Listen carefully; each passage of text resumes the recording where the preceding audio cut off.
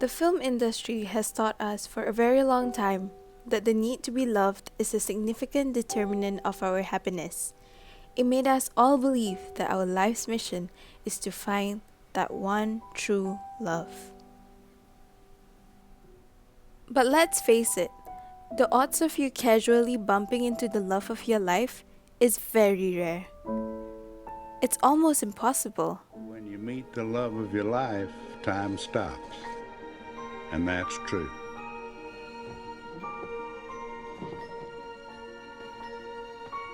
But maybe make it look a little something like this.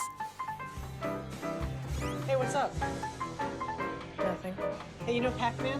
How are you? Who are you? I'm George. Hi. Yeah. Hi. Hi. You have no idea how to talk to a woman, do you? I think this is the longest conversation I've had with her. Do you want my phone number? No. Because of this, having a mediator play Cupid for two people is not a foreign concept in our normal dating lives. Hi, have you met Ted? Hi. कुंवारी कुड़ी marriage bureau what is this what is this अपनी दादी से क्यों नहीं पूछती? तुम्हारे लिए लड़का ढूंढने का कोई नया प्लान होगा? 나 이번 주에 소개팅 한다. And that, simply put, is what dating apps are meant to be. Essentially, it's just an application that allows singles to meet with other singles. Which brings us to our main question. Are dating apps actually sabotaging our dating lives?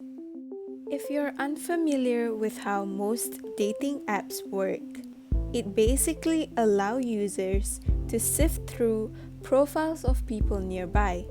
You swipe right to display interest and left to never see them ever again. This is Miss Nawal Ismahali. She's a psychology lecturer and she will be breaking down the negative impacts of dating apps. Let's find out how it depletes the probability of finding genuine connections. There's three groups of people that actually uses online dating apps. So the first one are the genuine group of people who will go there to, who genuinely seeks true life partner. The second one are those people who are there to just have fun and, fill in their time. And the third one are those who actually uses the app to ego boost themselves. These two especially are creating more problems with the swiping feature because they don't come there, genuinely wanting to seek for a real partner. So they are the ones that actually creates the false promises. Are you online? Well, as far as I'm concerned, the internet is just another way of being rejected by a woman. If the swiping feature aims to promote instant matches, how did it encourage instant rejection instead? Swiping actually makes things faster and easier on the user's part. While it gives you instant gratification, it also gives you instant rejection. When a person is rejected online because it's too instant, it just makes the people even more down. Imagine someone investing so much in that, feeling, that emotion that developed like very fast, and then you thought like, oh, this is the one, finally. And then suddenly after 3 days, that person does stop replying, or after weeks, suddenly the person just shows no interest at all. It increases anxiety level and also depression, is because people will start questioning themselves. Am I really not worthy of this? Or even this person who have responded very frequent before suddenly show no interest in me. So is it me? Am I really the problem? It's like a luck thing, a luck game where you don't know whether it's going to be successful or it's going to fail as well. So it just increases more uncertainty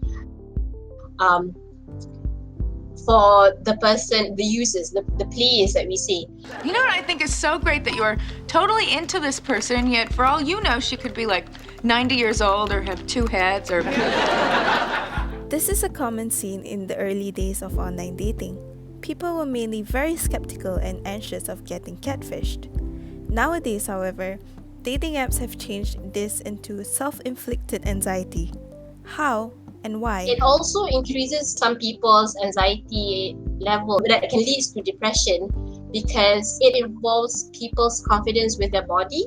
So body confidence problem is another issue because you continually are aware of your competition. There is an idealized self and also the real self. So everyone that is on online app, usually they will always portray themselves as the idealized self. So they will, only upload pictures that they think people will like. Is makeup really necessary? Well, when someone looks at your dating profile, the first thing they see is your picture. I just want to make sure you look fun and full of life and not like a body they just pulled out of the river.